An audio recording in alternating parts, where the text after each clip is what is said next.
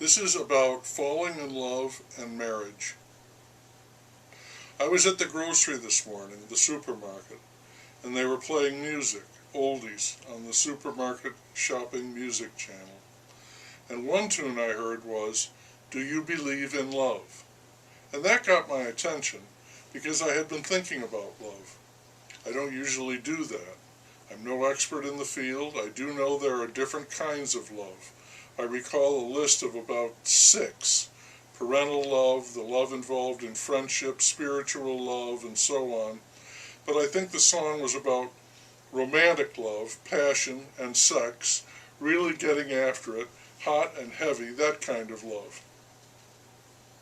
That kind of love is exciting and wonderful, but it's also dangerous. That kind of love is like nitroglycerin, explosive, thrilling, threatening. It can complicate things, like when Ernest Hemingway fell in love with his wife's best friend. Passion means to suffer. You are overwhelmed by feelings more powerful than your will. You are tumbling head over heels. And that brings me to another song, Robert Palmer's "Addicted to Love." That kind of love, I'll stick to calling it romantic, is not the love of a husband and father. There's love in that too, but it's not as immediate, incendiary, and all-consuming as that romantic kind. Hemingway tried to return to his wife and child, but there was no way back. He could not resist the attraction to the other woman, who became his second wife. Hemingway was a romantic. He liked to be in love. He needed to be in love. He was truly, and in certain ways, unfortunately, addicted to love. He could not live without it. In a way, it made a wreckage of his life. I believe he was married 4 times, an old dog still out chasing that feeling of being in love. There's nothing like it. And love is a double play, of course. You love someone and they love you. It's good for the ego and tremendously fulfilling. But if you're already locked in a relationship, it's inevitably going to involve a betrayal. Someone is going to be very badly used and hurt. The lover can't help it. That's why they call it lovesick. And this kind of behavior, so good and pure in itself, falling in love, can lead to serial interaction. Thus, the 4 marriages. I was still thinking about this, love that is, because I read a book by Russell Banks, and he is a romantic, he is a lover, and he was married 4 times. And straight away, but completely coincidentally, I came into contact with Robert Olin Butler because I was looking into another writer, Larry Heineman, and it turned out that Butler was also married 4 times, no doubt a romantic and a lover. I think it must take some kind of fantastic emotional stamina to fall in love and marry, with, of course, the formality and pain of divorce, 4 times. I did some checking on famous people who have been married a number of times.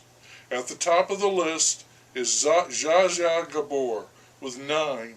I don't know whether that's amazing, funny, or insane. Right behind her are Elizabeth Taylor, Mickey Rooney, Larry King, and Lana Turner with 8.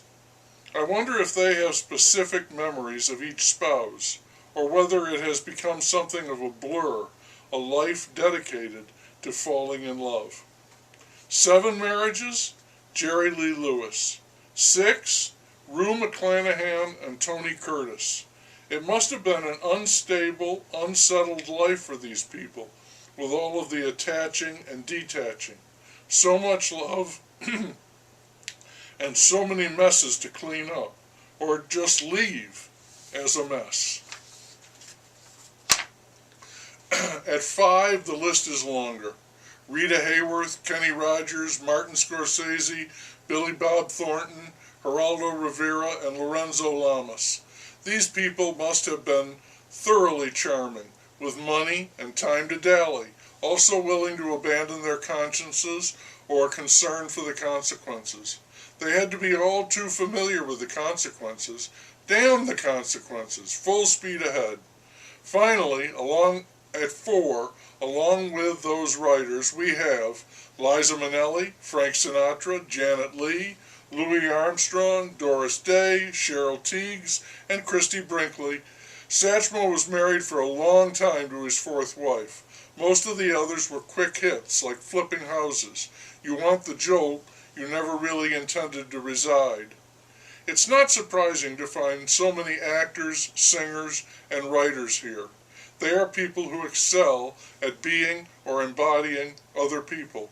They really can't help themselves. They were born to fall in love, and it was just a matter of finding others with whom to do it. They seem to be in plentiful supply.